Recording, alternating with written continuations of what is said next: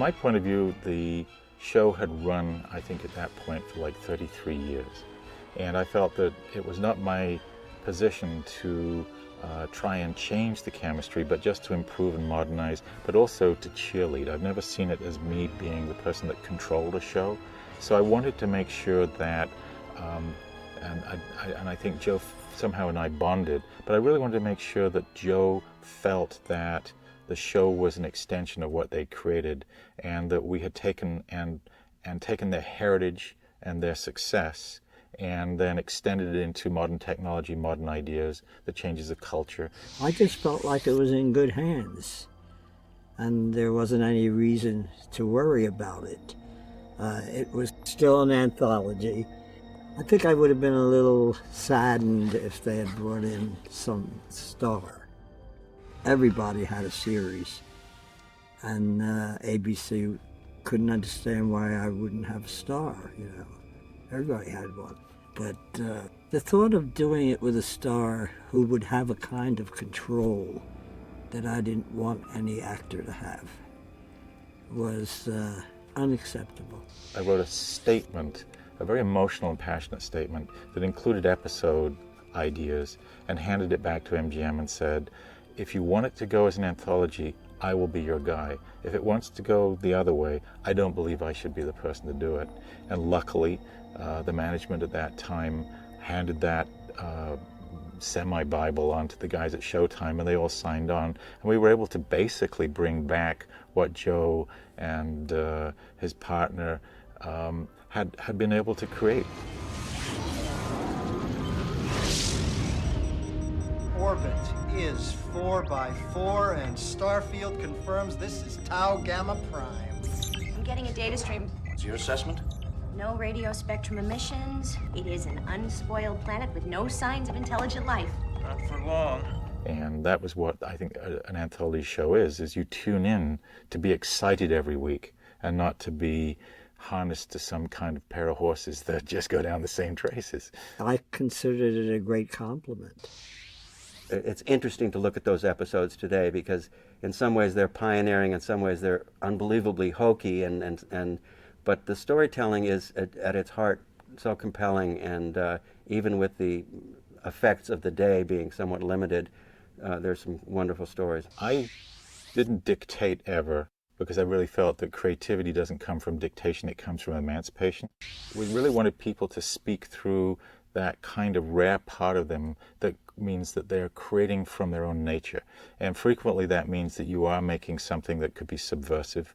And we were open to scripts that paralleled our society, but used science fiction as a metaphor to get through to something that they believed impassioned and that they felt needed to be changed. This gun was designed to fulfill a need.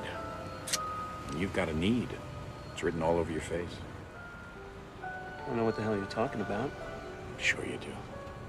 The best kind of science fiction storytelling is really rooted in humanity. You want all the bells and whistles, you want the gee whiz factor and the wondrous science fiction affords, but in the end, it's the human stories that people can relate to that are grounded in emotions and humanity. Dad, please promise me this is the end of it. It was as if she was obsessed with the idea that I didn't love her, that I betrayed her. What?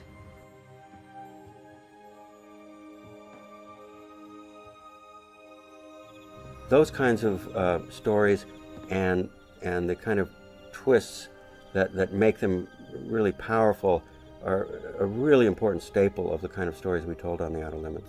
I say capture, don't lecture. You don't want the show to become a polemic, a political statement. What you want to do is to be transported by the imagination of somebody. And if you learn a lesson, a little parable in that process, that's very cool.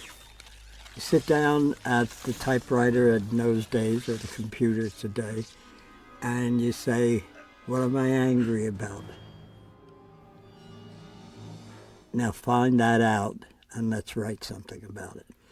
And I was angry the whole Eisenhower era had been so suffocating, and not unlike where we are today. That wasn't quite the same process that we used. When I was working through the origination, I wrote 22 story ideas that were like little squibs. And they were really what provokes my imagination. That was my mentoring process. I felt that it was important to really emancipate the imagination with this show, to really allow writers and the directors to push their own creativity, because I felt if you're going to tune in and see something called The Outer Limits, it better be going as far out as we can create. If I decided that this particular episode lended itself to a certain cinematic style, they went with it because, you know, that's kind of what they wanted from the show. So a lot of it was left up to the directors to create something that was really individual. You could do anything you wanted to, and it was fun to guess, you know, are we going to end the world this week, or are we going to have a good one or a happy one? And so I don't think that exists outside of an anthology. In Outer Limits it was different because you never had any recurring characters whatsoever. So you have the opportunity to interpret. My goodness, a director interpreting on television, that is something that is not very, very usual. And so I didn't put a rule on what was to be created, except that I really tried the hardest I could to get people to feel free to create. And I really made a contract with the cast and with the crew and with the creative team that if there were mistakes or if they screwed up because they were trying to be too imaginative, I would personally take the blame. For me as a director, that's what made it so interesting, and I stayed with the show for 5 years. It was exhilarating to be able to be a director, you know, and to do stuff that in other shows you were never able to do. We were making little movies, or thought we were, and certainly because there's a risk to that, when we succeeded, it was really strong. It was their responsibility to take the risk of getting out there. And I really tried to create an environment that I would have felt personally, if I was working in it, would have made me feel free to keep trying to beat my own creativity. It is so invigorating as a director to do, because you turn into a filmmaker all of a sudden. You're doing a television series, but the producers always expected us to be filmmakers. It was like shooting a mini feature every week. Because it was an anthology show, we didn't have this constant thread that we had to be true to every week. All we really had to be true to was the tone and keeping it science fiction.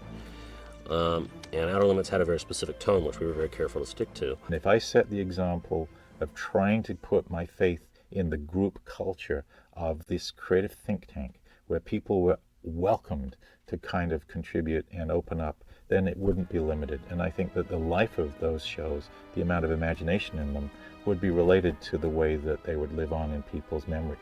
The arguments we had, the fights, again, not fights in the sense that, but the healthy arguing that we went through in the story phase, and the extreme care that was taken in the creating of the sets and the structure and the special effects. I wouldn't act differently if this was a multi-million-dollar movie. And the magic of these shows is that if you think back, I can remember Zanti Misfits the first time it was on the air, and I was a little kid, it scared the living daylights out of me. And that's the test, was it so unique and powerful that you get it burned into your synapses? And that's what I wanted our shows to do.